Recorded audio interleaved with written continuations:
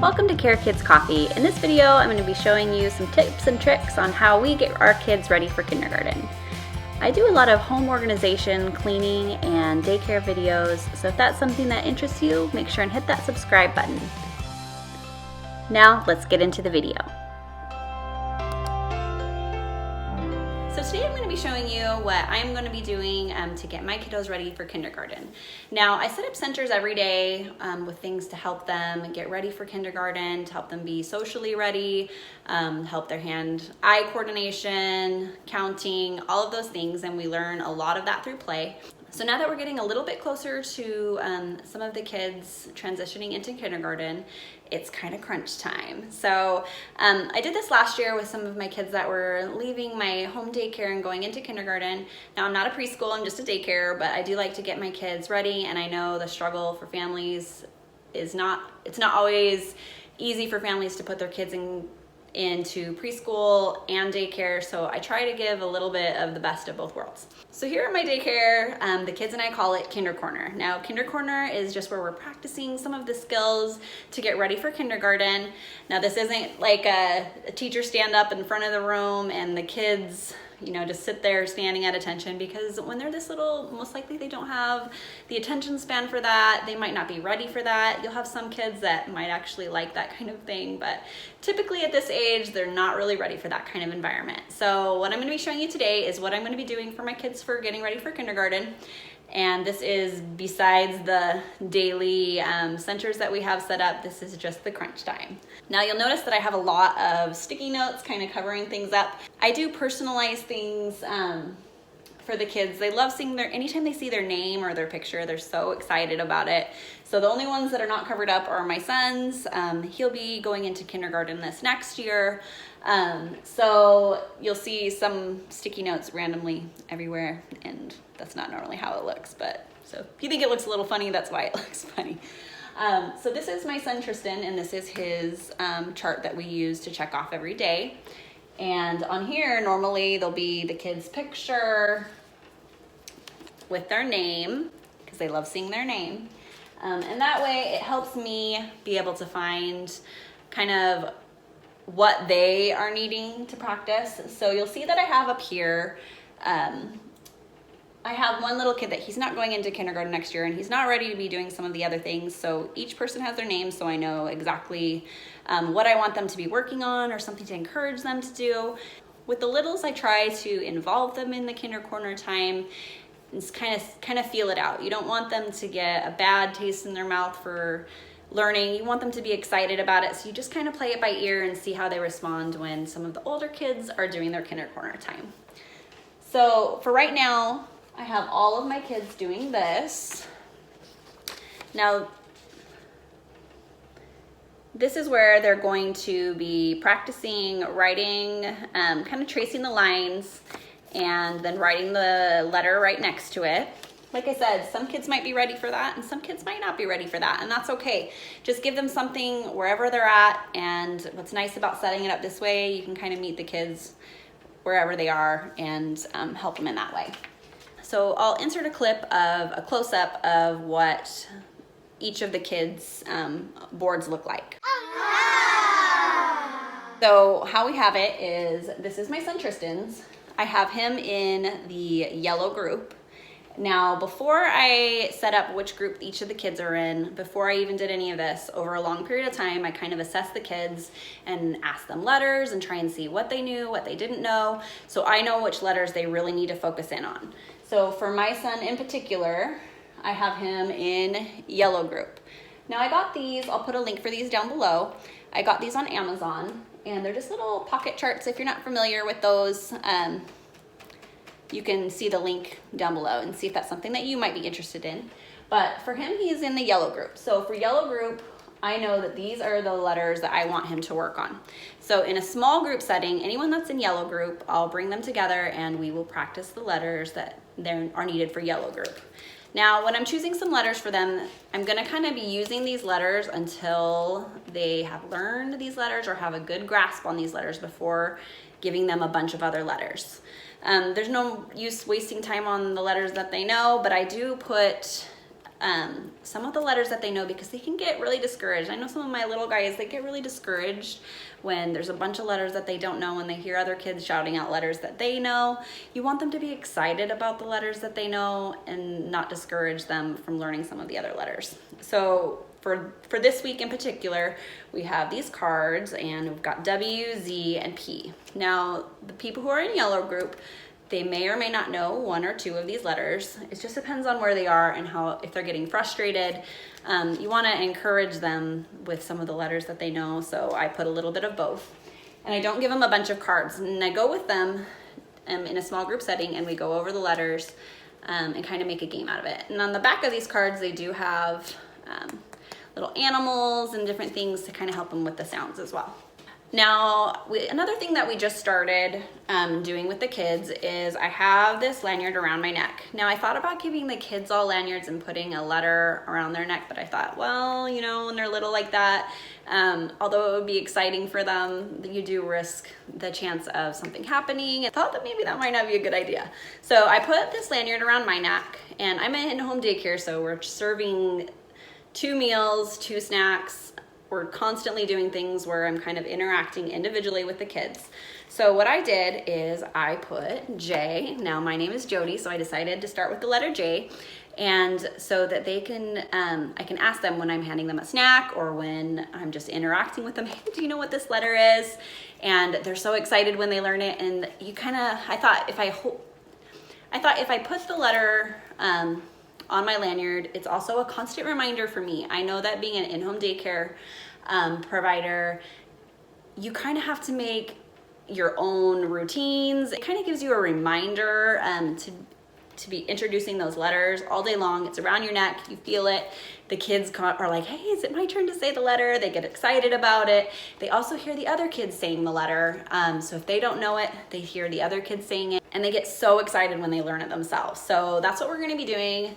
I just started this week, so it's been working great so far, and you just kind of have to meet the kids wherever they are, and whatever works for your group, that's what you go with. So this is what we're doing right now. Some of these other things I will show you on our thing is, so up here it has a name book. So if you saw my video on center setup, you've probably already seen a little bit of this name book, but this is my little guy, Tristan.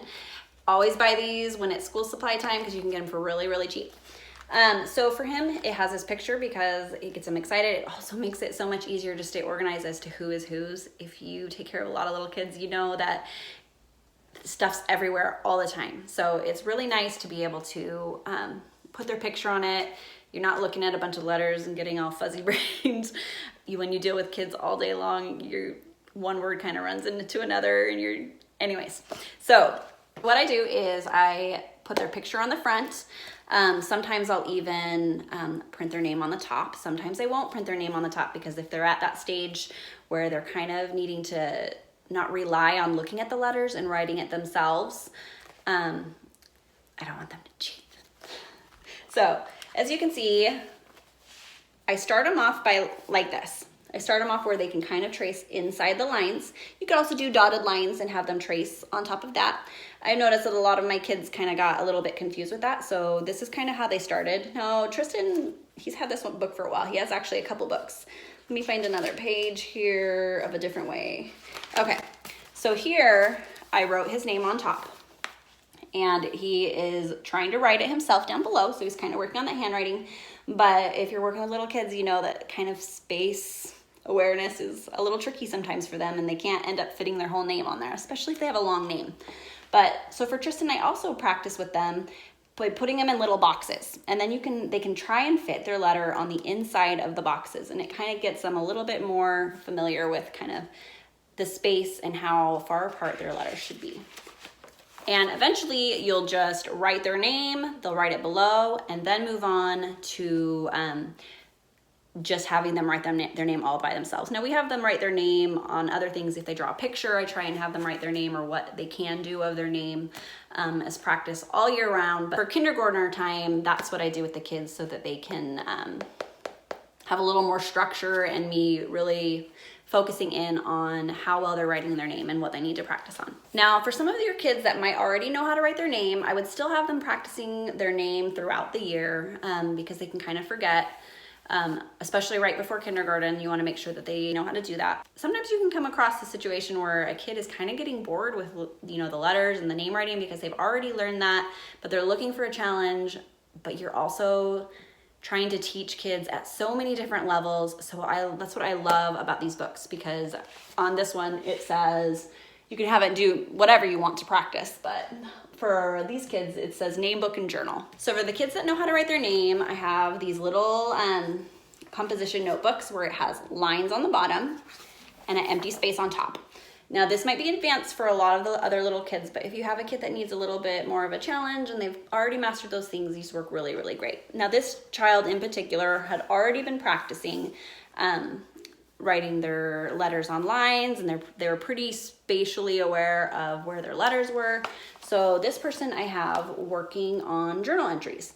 Now what I do is I ask them, what do you want to write about in your journal today? And so they tell me something they're excited about and that they want to write about. So this one in particular, it says, I love watching the blow-ups from my house. Now these are referring to the Christmas blow-ups that they're super excited about at their house. And on one day, they will kind of put the letters down below and they'll make their own sentences, and they'll start forming those sentences.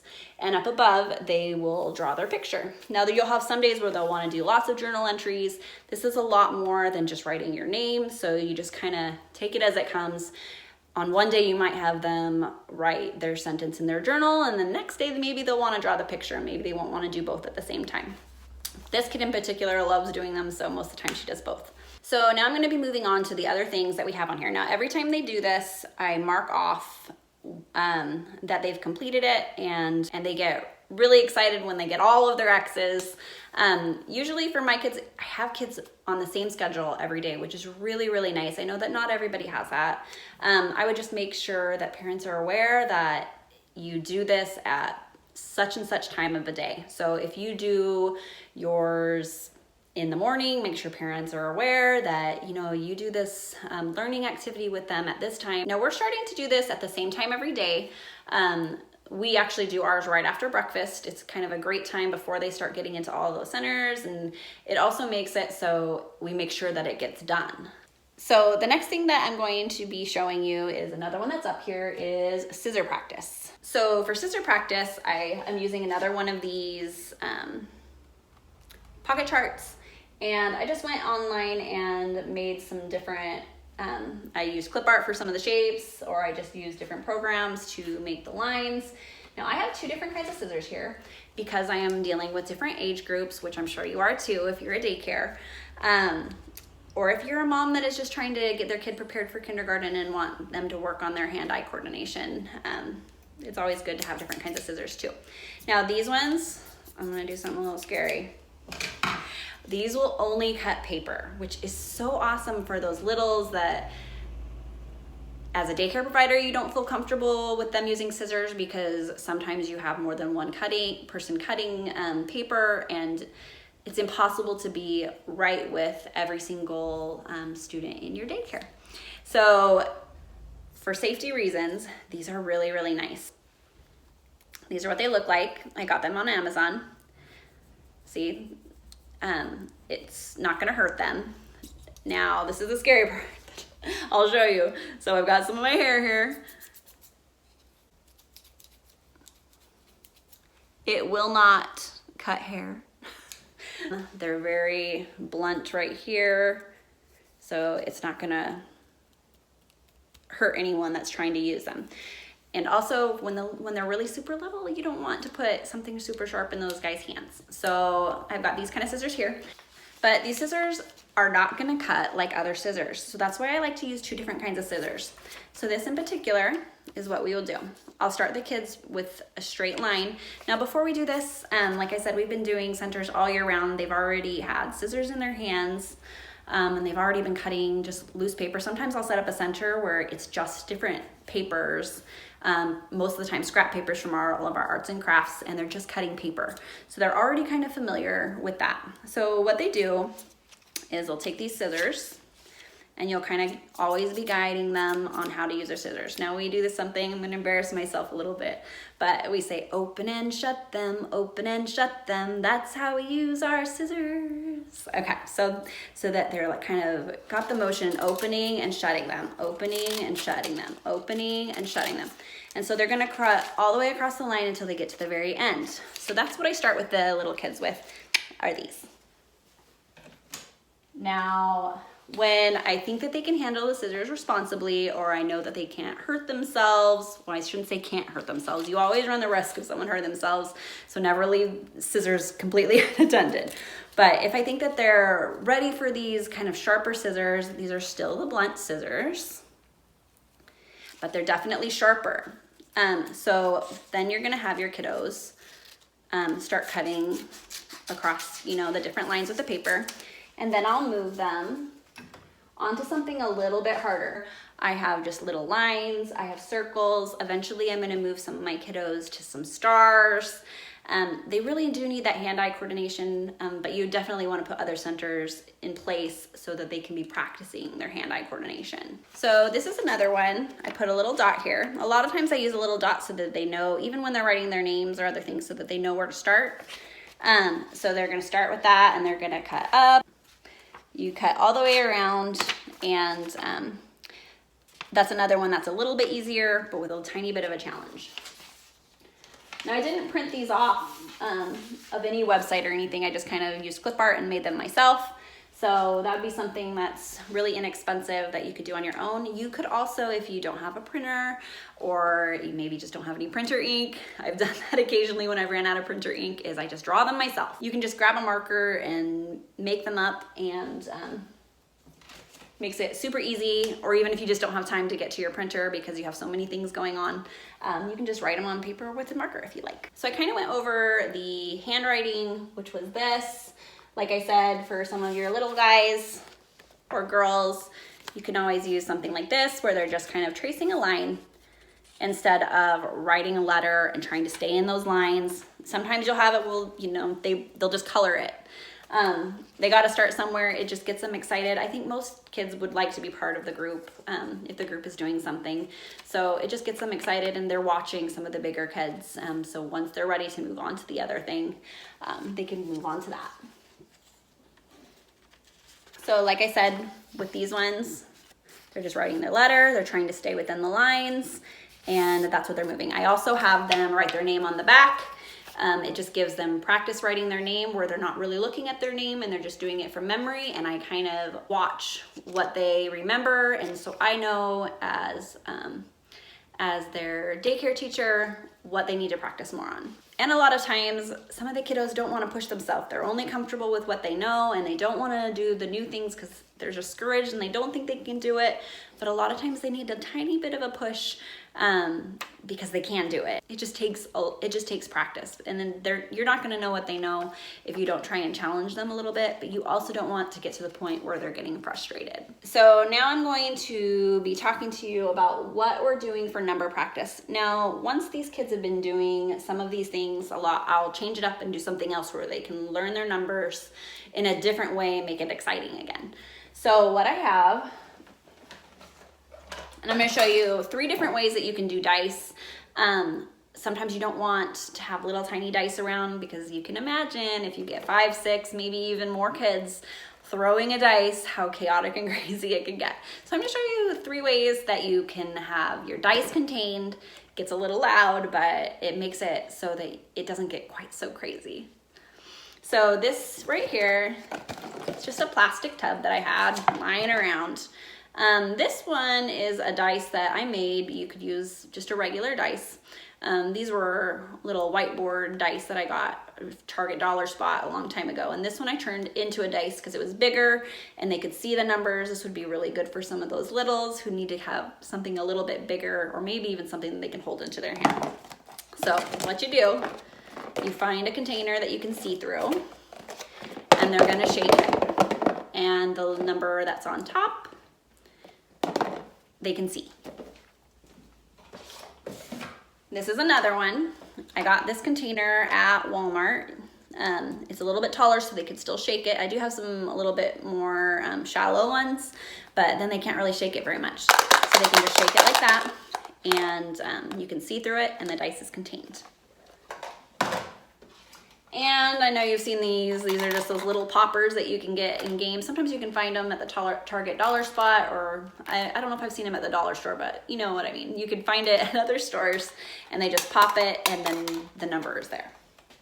So that's 3 ways that you can do your dice. So what I do is, depending on what numbers I think that they need more practice, or even if they know it and it's just a fun way for them to be reintroduced to the numbers, we've got, this is laminated. You've got 1, 2, and 3. So they're going to take their dice and they're gonna shake it, and whatever number's on top. So this is a number 1 that's on top, and they will take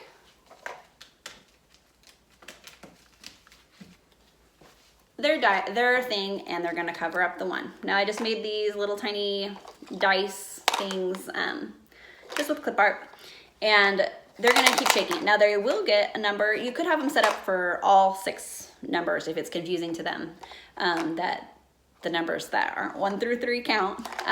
But my kids, they got it and it wasn't a problem. So they're gonna shake it, and if it's a 5, they're like, oh man, we gotta shake it again. So they're gonna shake it again. So now it's a 2. So they're gonna do the same thing. They're gonna find the 1 with a 2, and they're gonna cover it up. And when this is new to them and they're not familiar with the numbers, you're gonna wanna do that with them. Or you're gonna wanna do it as a big group, and you're gonna do it and let the kids maybe roll the dice, and you do it together until all the kids kind of get the hang of it. So they're gonna they can count it too. The fun part of the dice is they count how many dots are on that dice. So on this dice, there's 1 dot. And they're gonna cover up the 1. And their goal is to cover up all 3 numbers, or you could make it 6 numbers. So that's what we have here for number practice right now. Another thing that we do for number practice is we just practice our counting. So for our counting, I just use this and I let them push them over, or I stand in front of them as a big group and we start practicing counting, because they are gonna wanna be, practicing their counting and see how far that they can count. Now another little trick that I'm gonna show you that I did for these, because you can imagine if you have a bunch of these and you have a big group doing numbers all at the same time, how much of a mess, and you're trying to get it together so that when you do it again, they're not like mixed up all everywhere, and they're not fighting over whose pieces are whose. So I have each of them in a different color, and when I'm putting them away, I keep the number 1 through 3s on one side, then the numbers, and then the 4, 5s, and 6s, which are back behind here, over here. By separating them, for kids that are too overwhelmed by learning 1 through 6, it makes it a little bit more fun and a little bit more, makes it a little bit less challenging so that they're not getting frustrated. But also maybe the kids know their 1, 2, 3s and not their 4, 5, 6, or maybe they're really comfortable with their 4, 5, 6 and not their 1, 2, 3s. That makes it a little bit easier to kind of zone in on the numbers that kid needs to learn. Now, like I said, I have these up here, number practice. When the kids get the hang of this and they need more challenging things and more numbers, I would just put something new up, and they can practice bigger numbers, or you can just do a different kind of game. I know that Teachers Pay Teachers has a ton of resources for preschools, even K through 6. I think it even goes beyond that. So if you need a different way to teach the kids numbers and you're kind of unsure about what to do and you're kind of feeling uninspired, which we all get to that point, that'd be another good resource for you. Sometimes they even have free printables and games that you can use. So I'm going to insert a clip of the entire board. Don't mind the sticky notes, so you can kind of get a feel for how big my wall is. It's not very big. These little plastic insert things, which are dry erasable, you can get off of Amazon. I'll put the link for that below as well. And I'll also put a link below for the scissors if you're interested in the scissors. That way, in case you're interested in setting something up for your kiddos similar to this, you can do that. Now with these, I just printed, these ones I just got clip art and used Microsoft Word or whatever and put the clip art with what it is, kind of so that the kids have a visual when you're checking those off that they're getting excited. And the goal is for them to check off each one by the end of the day. I'm gonna show you another fun way to introduce letters. I have it kind of dark over here for a reason, so if you're wondering why the lighting's all crazy, that's kind of why. So this right here is our letter wall. Now I have it on both sides, so when they're coming in and out, they can kind of see if there's a light lit up. Before I had the light, they were kind of losing interest in the password wall. So I put a light up here so it kind of draws their attention. So you turn on the light, and when they see that light on, they go like this. They go password, and then they go A, B, C, D, E, F, and then G. So they go down the line, and you can put random letters or letters in order. I've noticed that when you're putting the letters in order for some of the littles that don't necessarily know very many letters yet, it's nice because they are touching the letter and saying the letter. But most of my littles, they can say the alphabet. So they know after A comes B, and after B comes C. So they go down the line, A, B, C, D, E, F, G, touching the letter, saying the letter, looking at the letter. So this is a great way to kind of make it a little bit fun.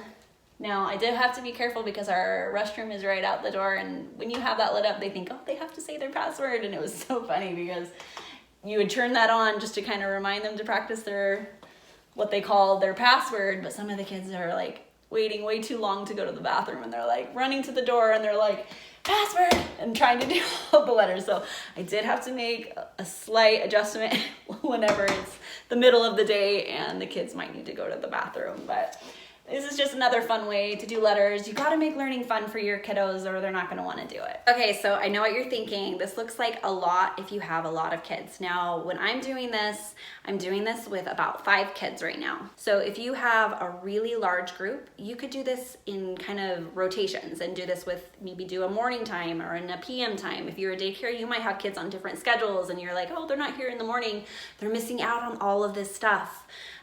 You can have it so that there's more than one session. When you're doing your one-on-one time, you're gonna be doing that anyways. But I'm gonna show you another way to kind of set this up so that you're not overwhelmed. The first day that we did this, it was a little bit chaotic because I'm like, oh my goodness, everybody's like needing help and they're all at different levels. So you can't really just focus in on one kid. So this is another way that you can do to set it up. Now, if you're gonna be following some of my videos, you're gonna see me use these little cookie sheet trays from the dollar store over and over and over again. So what you can do is you can take your cookie sheet and you're gonna set it up on your table. You're gonna take their name book, stick it on the cookie sheet. You're gonna see, okay, where's Tristan's? Tristan is gonna be working on this. And they're not gonna get it right away. You're gonna have to do it every single day until they get used to it, and eventually it'll almost run itself. You're gonna put that on there. You're not gonna take your letters because you're gonna work on the kids one-on-one with those. Hey, Tristan is ready for such and such scissors. Grab the scissors that I think he's ready for.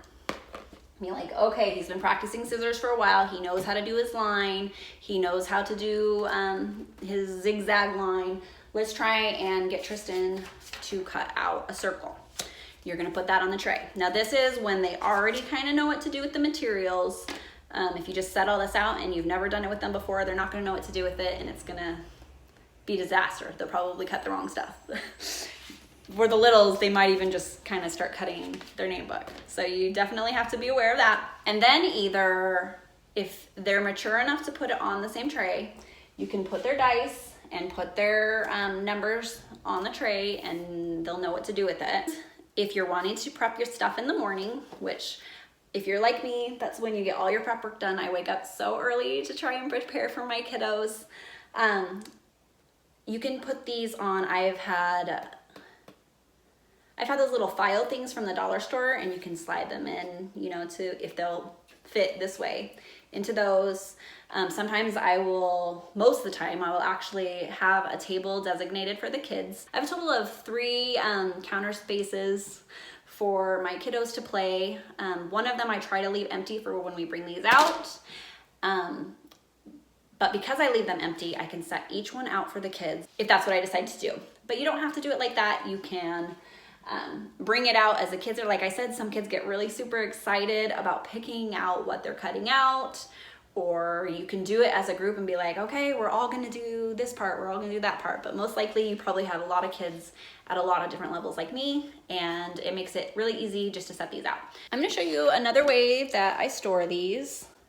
I just take their tray and I slide it in. Makes it super duper easy to just be able to pull it out. But like I said, you can either just set them all out or even use like a little filer thing to put those in as well if you don't have access to something like that. Well, that I can't put a link to because that's something that my husband made for me, but I definitely love it if you have someone that can kind of craft something like that for you, or you can buy something like that. It makes it so nice. I use it for setting up trays. I use it for drawing stuff. I use it for stacking different colors of paper. I use it for so many different things. It makes it so nice. Even for scenting little center trays, we do magnet trays for each individual kid and we set those up. It makes it really nice for setting up in the morning. So I hope this video gave you some ideas of some different ways that you can get your kiddos ready for kindergarten, whether you're a preschool, a daycare, or just a mom at home trying to get your kiddo ready. Keep in mind that learning is supposed to be fun. Most of the time we have different centers up that are meant solely for play, but learning while they're playing.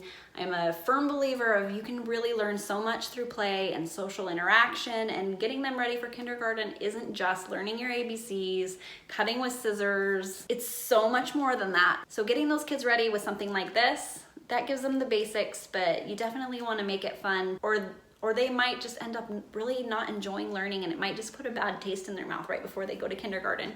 So kind of assess each kid and see what they're interested in and excited about, and change your learning environment to really fit what's going on with the kids. So if you got something from this video and you had just enjoyed watching this video, give me a thumbs up. I would love it if you would share my video.